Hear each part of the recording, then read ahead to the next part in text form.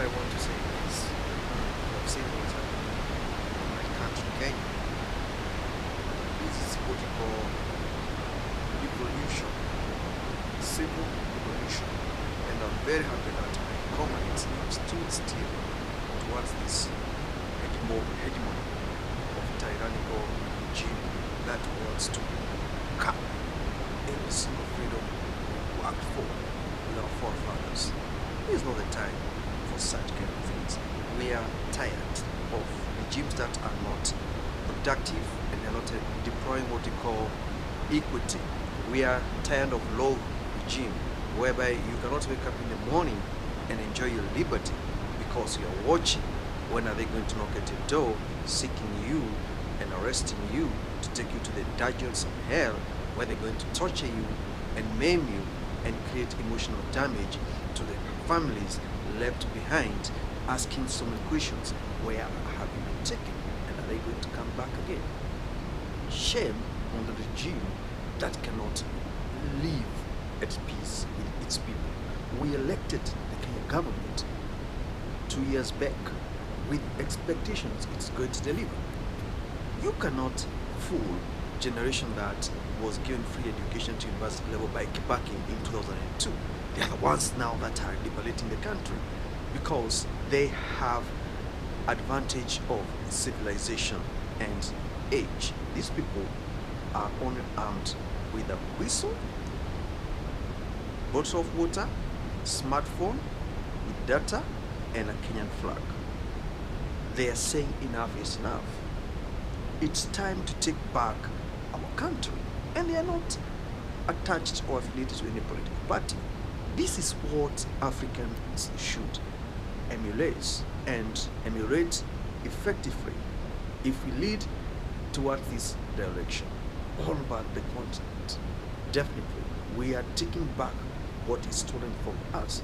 They took the land from us with their slave masters. Now, they took away the freedom, economic freedom, and now they want to sit on political freedom.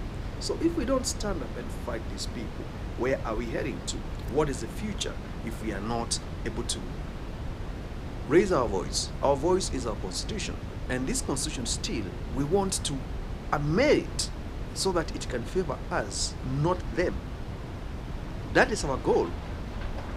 We want to topple this regime. We go back to the drawing board. We see where we made mistakes and amend the constitution. We want to reduce the wastage in the government entities, and the civil society at large must join hands with us because we got fed up electing members of the parliament to go and serve the interests of the constituents, but instead they go there to amend the articles of the constitution and taking advantage of the loophole to enrich themselves and create opulency, lavish lifestyle. That is not what we elected them for.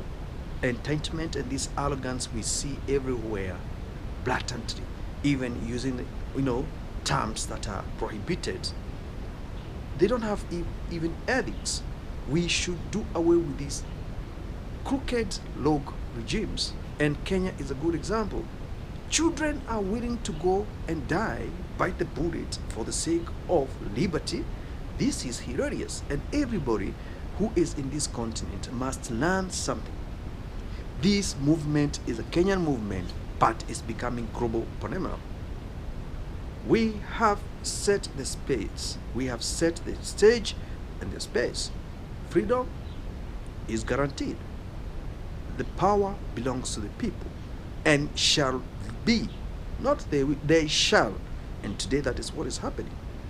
The current regime is worried so much because they don't know what to do with the baggage of the past, and they are trying to create this like if we are fools, murdering young people when they hear their voice, forgetting you are having the dictatorial ideologies that worked in 20th century or 19th century, where people used to be whipped, and once you voice or you hear your whatever, nobody used to listen to you.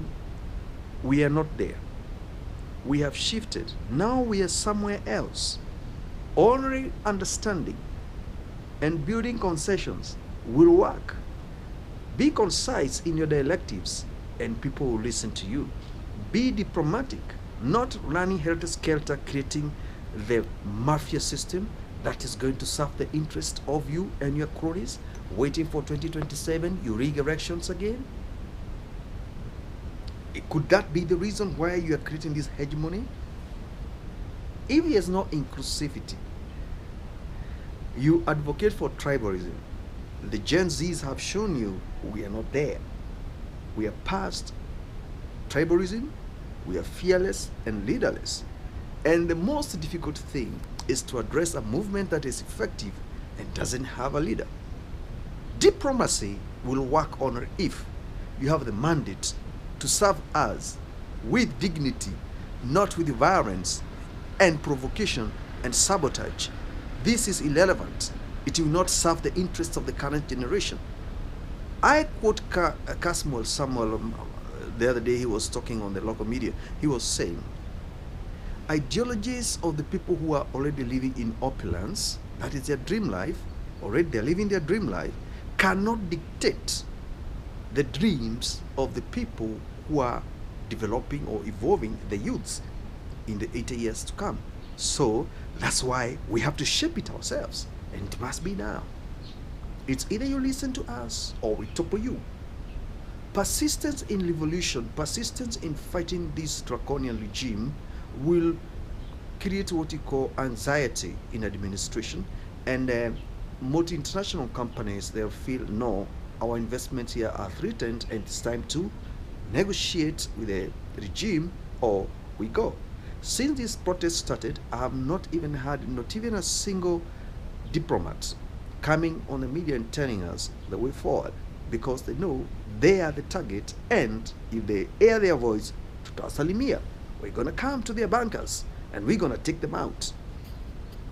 Kudos to my Kenya fellow comrades. We have taught the world that things can be done the way you want, not the way they want, the way we want, because it is our country.